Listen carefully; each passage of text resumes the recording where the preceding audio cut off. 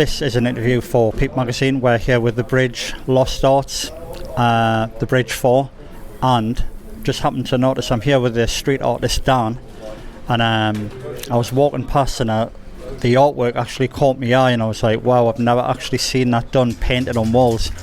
I'm here to ask Dan about his work, about his influences that forces him to do this work, and I'll wait till he has a drink. Hi Dan, thanks for giving us the time and chatting about your work. Hi, alright, yeah, thank you for talking to us. Should be nice and fun. It's kind of a mix of Renaissance style with a Michelangelo and kind of Raphael kind of vibe. There's a lot of different styles in there. Could you maybe talk to it about it? Well, like this kind of subject's like quite new to me, obviously. I've only done this a couple of times.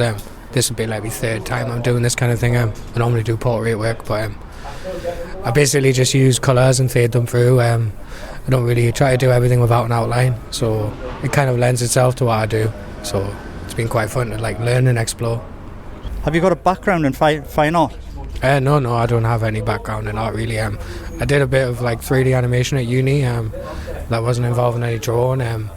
But I just found myself starting to draw and paint 5 years ago, and I've been obsessed ever since. Like, wow, you've got no background in fine art, and you're drawing like this on walls. And Mr.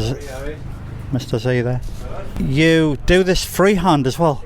Yeah, I started freehand, but now I start using it like a doodle grid to work faster and a bit more accurate than I did when I first started with the freehand work. But I'm enjoying the process and learning how to get it better and better and refining it.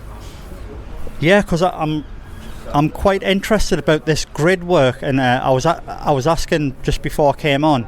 So could you explain the grid work? Because I've never actually seen a street artist use the grid system. Yeah, well, when I went to London, I was quite influenced when I went to London. I've seen a lot of artists were using the grid to do the work. Obviously, it's a lot more accurate and you can get likeliness a lot easier.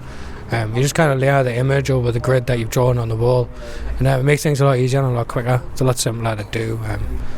I'm enjoying the process, to be fair. And I also do a lot of freehand stuff, but when it comes to portrait work, I'll end up using the grid just for like speed and effectiveness. And then you also mentioned that, I wouldn't say you're catching a lot of flack, but there's a lot of other graph artists or street artists kind of turning their nose up at your grid system, but I think it's absolutely brilliant. I mean, why do you think they would do that? It's just a controversial subject in graffiti and street art in general. A lot of like older heads would say that it's cheating, but like any kind of technique other than using the can would probably be classified as cheating in that same like spectrum of things. But it's just very controversial, you know what I mean? Like, but I'm very much of the mindset, anything to get ahead, anything to make my work look better, and so, you know, like, success by any means necessary. Could you maybe talk us through this particular piece now here? Who is it, and what was the influence to do?